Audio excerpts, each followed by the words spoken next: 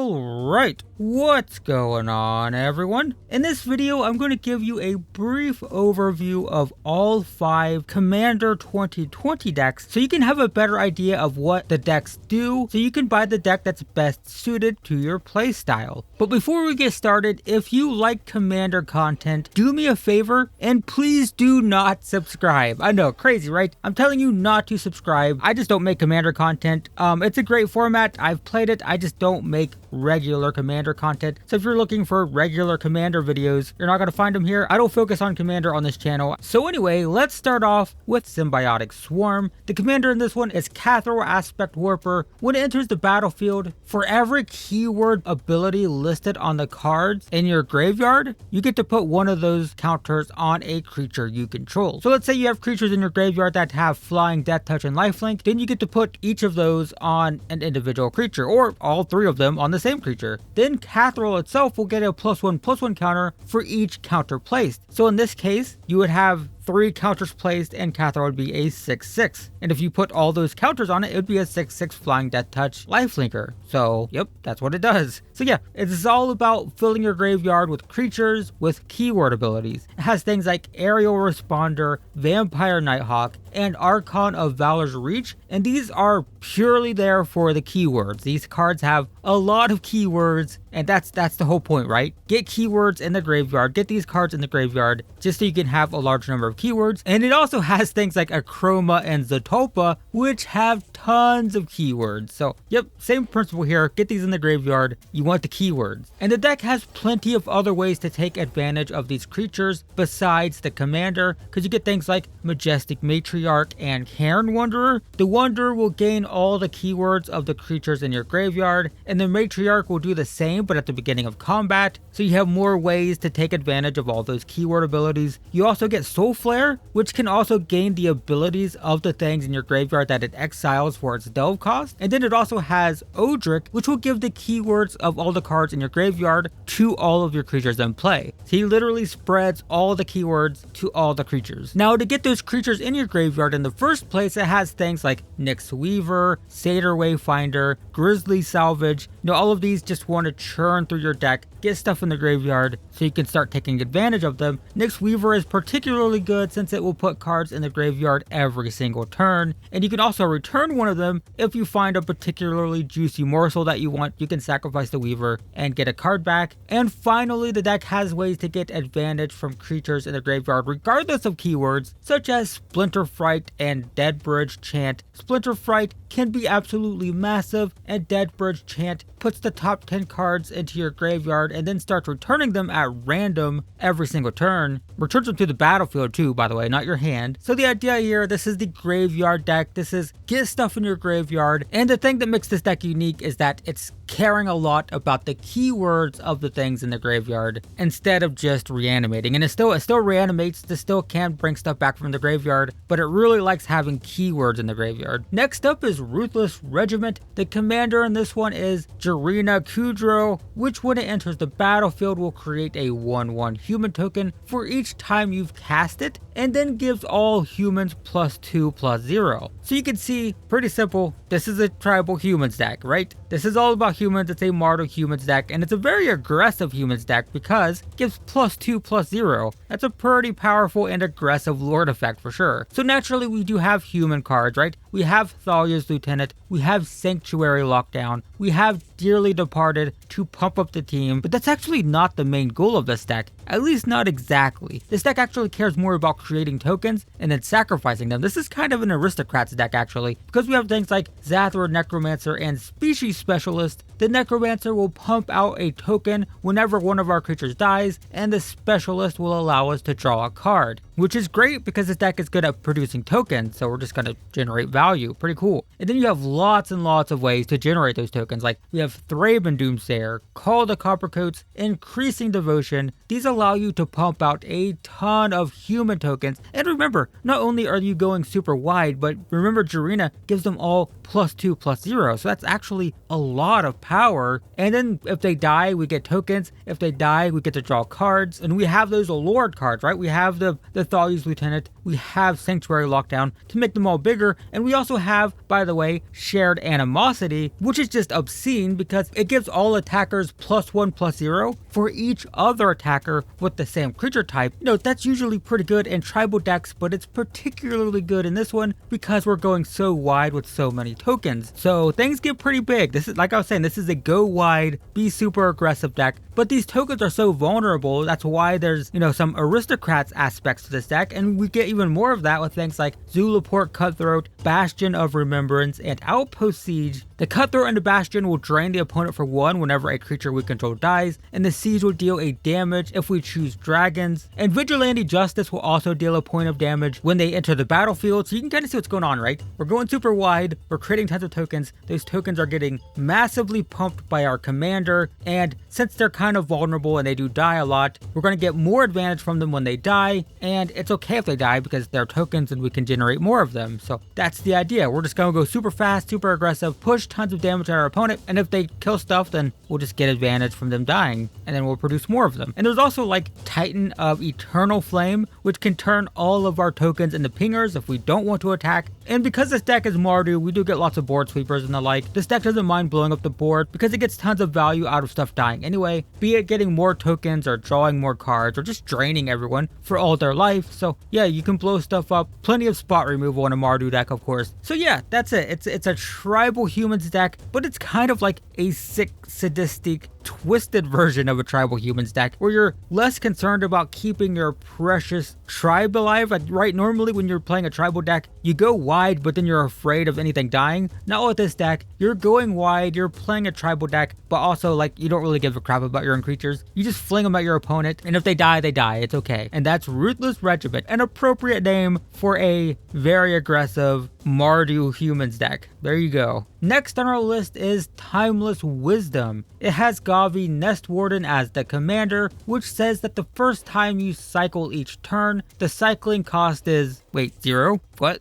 Seriously? Yep, that's it. You get to pay 0 to cycle stuff if it's the first cycling each turn, and then when you draw your second card each turn, you create a 2/2 dinosaur cat token. So remember that you will get a free cycle, not just on your turn, but on all of your opponent's turns. And the first time you cycle on your turn, you're always going to create a token because you already drew during your draw step. So when you cycle, that's going to be your second card draw. So this is a cycling deck. It's really good at cycling through its deck. It's really good at drawing cards, and it gets a ton of value for doing so. So naturally it has tons and tons and tons of cycling cards. I'm not going to go over all of them, though I do think it's worth noting that there is a dismantling wave. It has a cycling cost of 8, which is a lot, but when you cycle it, you blow up all artifacts and enchantments, and with your commander, that cycling cost is completely free. The same is true with Decree of Justice. Normally you have to pay 3 to cycle it, and then you can pay X for tokens, but with the commander, the cycling cost is 0, and you still get to pay the X afterwards, because the way it's worded, it's when you cycle it, then pay X, so you can cycle it for 0, and then spend all your mana to get tokens. So unsurprisingly, the deck has a ton of cycling payoffs. You can turn all your cycling into damage with cards like Savai Thundermane, Lightning Rift, and Niv Mizzet. The first two let you pay mana to deal damage whenever you cycle, which is easier to pay when you're paying 0 to cycle, and Niv Mizzet doesn't technically care about cycling, but he deals damage when you draw, and you draw when you cycle, so even though he technically doesn't care about cycling, it's still a payoff for cycling. He also just lets you draw a card and deal damage. Alternatively, you can go wide with tokens with things like Valiant Rescuer, Drake Haven, and the Locust God. The Rescuer puts 1/1 tokens, the Haven puts 2/2 flyer tokens into play, and the Locust God, much like Niv Mizzet, doesn't technically care about cycling, but since you draw when you cycle, you'll always get that 1/1 insect token regardless. And Niv Mizzet and Locust God are really great at just triggering their own abilities, as well as allowing you to dig for more gas, so pretty good. Pretty nice to have a payoff for cycling, despite the fact that they don't actually care about cycling, but they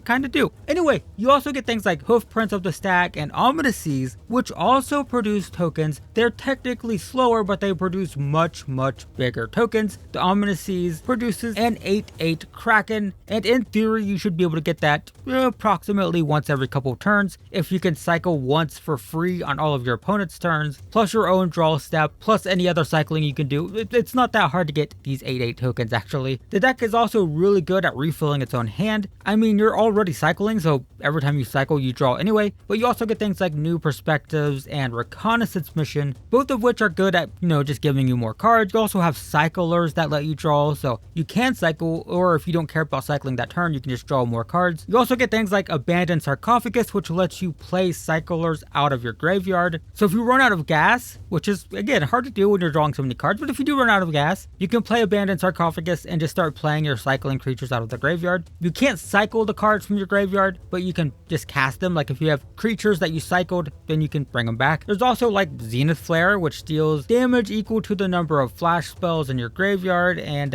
you get to gain that much life as well, so it's a lot of damage. So you get the idea, right? The idea here is cycle, deal damage, draw cards, create tokens, and just draw through your deck basically. That's the idea. That is Timeless Wisdom. If you like drawing cards and cycling, Timeless Wisdom might be the deck for you. Next up, we're going to take a look at Arcane Maelstrom. The commander for this one is Calamax the Stormsire, which says that the first time you cast an instant each turn, you get to copy it, and then it'll get a +1/+1 counter whenever you copy a spell. So the idea is simple. You want to fling spells, you get to duplicate them, and you make a giant dinosaur in the process. So it has all kinds of spells. You get ramp spells, which are particularly good because you get to copy them, right? So you get to double up on the tutoring and the mana ramping. It's pretty crazy. You get a lot of mana really fast, and keep in mind that you don't have to pay additional costs on the copies. So with Harrow, for example, you only have to sacrifice the lands when you cast the first one, but not for the copy. So in this case, you would pay 3, sacrifice 1 land to get 4 new ones, and also get a +1/+1 counter on the dinosaur. So you can see how crazy that gets, right? Pretty cool. And similarly, if you pay kicker costs for X mana spells, all of that will be copied as well without having to pay the kicker again. So for example, you get like Strength of the Tajaro, you get Commune with Lava to take advantage of all that mana, and these are big spells to begin with, and you get to double them with Calamax. You also get like Starstorm and Comet Storm, which are functional board sweepers. I mean, they're already doing a ton of damage, and then you're also doubling them. So that's pretty cool. The deck has tons and tons of more spells though. You can do all kinds of crazy stuff at instant speed. You also get a bunch more ways to copy spells, like with Wart, Melik, Twinning Staff, and Swarm Intelligence. All of these are good at copying your spells, so you don't have to rely on Calamax. Obviously, Calamax is ideal, and you get Calamax every game because it's your commander, but you have extra ways to copy spells. And remember that even though Calamax only copies the first instant, it'll still get a counter with every copy you make. So if you copy 2 or 3 spells per turn, he'll still get all those counters even if he's not copying them all himself. Anyway, we have more payoffs for spells in the form of Murmuring Mystic,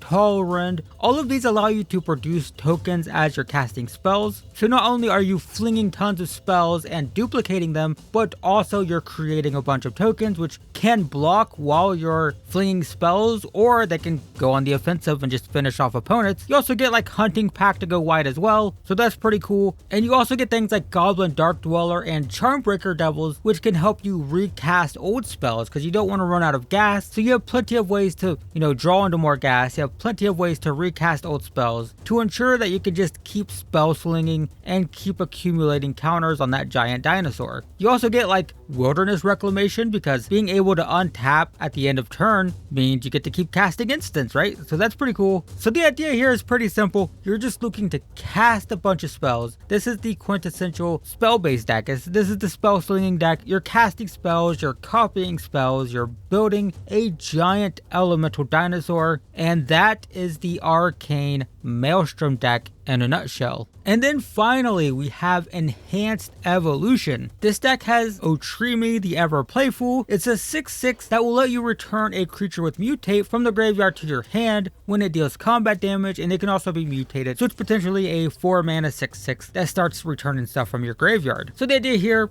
you can probably tell, it's a Mutate deck. And much like the Cycling deck, I'm not going to go over every Mutate creature because there's a bunch of them. Most of the creatures here mutate. There are tons and tons and tons of Mutate creatures, but the idea is, yes, you're going to be mutating. Now, Mutate is kind of dangerous because you have to put all your cards onto one creature and risk having it killed, but the trick is to get value out of the creatures along the way. So let's say you have Souvenir Snatcher, Chittering Harvester, and Mind Leecher. Not only do these cards functionally replace themselves when they mutate, but they can trigger multiple times. So for example, let's say you mutate a Chittering Harvester onto a creature, all of your opponents are going to have to sacrifice. So even if somebody kills it right then and there, you lost 2 creatures but you dealt with 3 creatures. Then if you mutate the Snatcher onto that pile, preferably on the bottom in this case, all players will have to sacrifice again and you get to steal something. Plus now you have a 4/6 flyer. Then if you mutate Mind Leecher on top of it, all players have to sacrifice a 3rd time. So that's 9 permanents you dealt with. You get to steal a 2nd card and then you'll get to steal stuff with Mind Leecher. And then the more and more you mutate, the more and more value you get. So yeah, it's dangerous to have all your creatures on one pile that can just get hit with one removal spell. But if you're generating value along the way, then it doesn't really matter. Like at that point, someone could hit that with one removal spell and take out 4 creatures, but you destroyed 9 permanents and you stole 2 permanents and you got Mind Leecher cards to cast as well. So it's like, you know, it's kind of fine, right? And that's the idea. Mutate is all about triggering the mutate abilities repeatedly for increasing value, and the bigger the stack is, the more value you get because you get to keep triggering all those abilities over and over and over again. Plus your commander can literally get them all back from the graveyard anyway, even if they do get hit with a removal spell, so that's pretty cool. But this deck has another trick up its sleeve because it plays several Hydras. These all have different abilities and I'm not going to go over them individually, you can read them if you want, and there's also more Hydras. There are several in the deck, but the important thing to remember here is that Hydras are technically 0/0s with the +1/+1 counters on them, meaning if you mutate onto them, the mutated creature will retain all the counters. So let's say you have a 5/5 Vastwood Hydra, and then you mutate your commander onto it. That creature's an 11/11. Yes, it's an 11/11 because Otrimi is a 6/6 and it will still have those 5 +1/+1 counters. And you always mutate on top of Hydras. Even if the Hydra's bigger, it doesn't matter because technically it's a 0/0, right? It's a 0/0 with counters. So even if you mutate with like a Glowstone Recluse on top of like a 5/5 Hydra, you might think, oh, the spider's smaller so it goes on bottom. No, the spider's a 2/3 and the Hydra is technically a 0/0. So you mutate on top and then you get those 5 counters and it's a 7/8 now. Plus you'll get 2 more counters for mutating, so it's a 9/10. See how crazy it is though? You go from a 5/5 to a 9/10 just by mutating with a 2/3 spider. That's the idea behind this deck, right? Is you get tons of value and you get really big creatures really fast. Being able to mutate on top of Hydras is a pretty sneaky trick that will allow you to power out some massive creatures really quick. It's also really nice with like Predator Ooze, for example. It gets a +1/+1 counter whenever it attacks and whenever it kills a creature, but the problem is it takes a while to be relevant. I mean, it's indestructible. Normally when you play this card, you just attack with it over and over and over again, and eventually it gets really big, and it's indestructible so you never have to worry about it dying. But with Mutate, you can mutate a big creature on top of it and immediately have a massive threat that's indestructible, and it's still going to get those counters every turn. So if you mutate your commander on top of it, it's immediately a 6/6, it's going to get a +1/+1 counter when it attacks, and it's going to be indestructible. So you get that sort of like unstoppable, can't do anything about it threat of the Ooze, but you get to speed it up instead of having to wait forever for it to become actually threatening. So that's pretty cool. The same is true for like Illusory Ambusher, for example. So you draw cards when it's dealt damage, but it usually dies, right? So like if it blocks a creature and it's dealt 4 damage, you draw 4 cards, but it's always gonna die. But if you mutate a 4/6 on top of it, you get that draw ability on something that's a bit more resilient. And the same is true with Kodai Selkie, but in the opposite direction. It's more offensive. So you draw a card for each point of damage it deals to the opponent, but it's only a 1/1. And it's not bad because it has Island Walk, so usually there's someone with islands and you ping them for 1 and draw a card every turn, which is fine. But with Mutate, you can mutate a big aggressive creature onto it or a creature with evasion and have like a basically unblockable massive creature that's going to draw you tons and tons of cards. I mean, mutating your commander onto it gives you a 6/6 with Island Walk that's going to draw you 6 cards every turn. And that's the basic gist of this deck. I mean, there's tons of other cool stuff. You get like Villainous Wealth and Dredge of the Mire and Deadly Tempest, but you get the idea. The idea here is to mutate